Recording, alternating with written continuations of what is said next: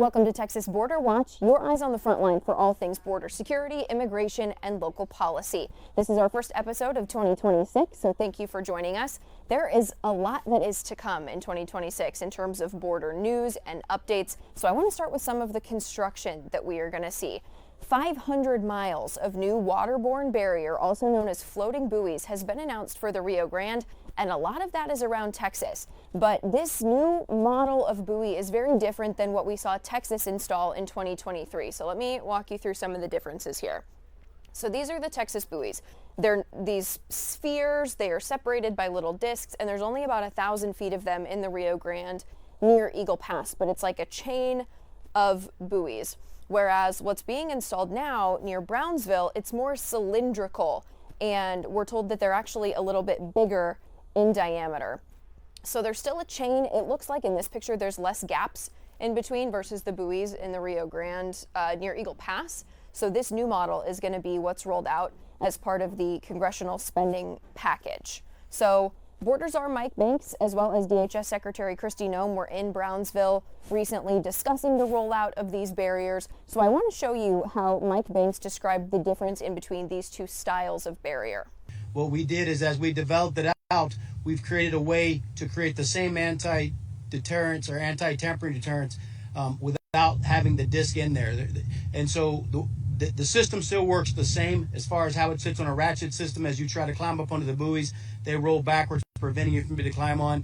And then we've also found that using the more cylindrical instead of the circular, we get better flotation, which helps us maintain better control of the buoys. So what we've done is we've, over the last year, improved the buoy system that was being placed in the river in Texas, under the state of Texas, and worked with these. But they function the exact same way. I also want to show you some of the content being produced by the company making the buoys. Here are some of their renderings of what they could eventually look like, saying they're less likely to fade and they're specifically built for flotation. Again, the money for that contract came from the congressional spending package. $45 billion went toward border barriers. Secretary Noem also recently laid out how these barriers play into the overall smart wall, which the federal government announced at the end of last year. Again, that is the combination of a regular border wall, the waterborne barriers, cameras, sensors, roads, and lights, all in combination down the border. The buoys that you see here today behind me are ones that are made right in America by a family-owned company down the road here in Texas. CBP is working closely with our state of Texas and the U.S. International Boundary and Waters Commission to make sure that the buoy barriers are installed properly and that they are going to last for many, many years to come. These barriers will make it much harder for illegal aliens, to drug smugglers and human traffickers to cross the river and other waterways where they will be deployed. They'll create a safer environment. Other top federal officials also made a border visit recently, and that includes Senator John Cornyn of Texas, who is fighting to keep his Senate seat.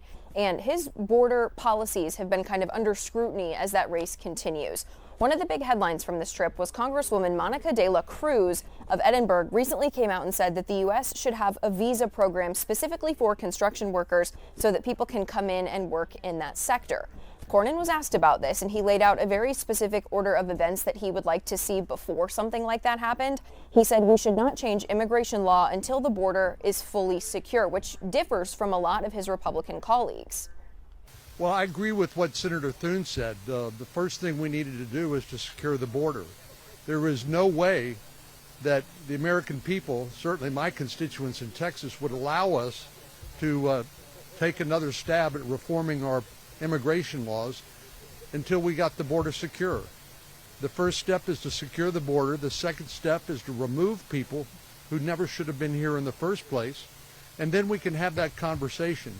And I agree with Senator Thune that there's nobody that I know of who could lead that effort better than President Trump.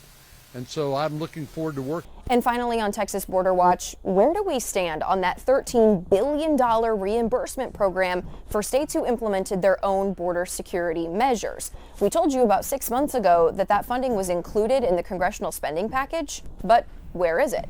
Lawmakers want to know that answer too. 30 lawmakers sent a letter to AG Pam Bondi and DHS Secretary Kristi Noem asking for that money to be distributed. In Texas, they're asking for $11.1 billion, which is how Governor Greg Abbott priced Operation Lone Star during the 4 years of the Biden administration. No word yet on if that letter got a response, but we'll be checking in with our local lawmakers in the coming days just to see if there's been any movement on that, because that kind of money would be huge if it came back to Texas. That's all for this week's Texas Border Watch. Thank you for joining us. And if you want to watch any more of these videos, we have a whole playlist of them on our YouTube channel for you. You can also read more in depth about these stories at news4sanantonio.com and foxsanantonio.com. I'm Jordan Elder. We'll see you next week.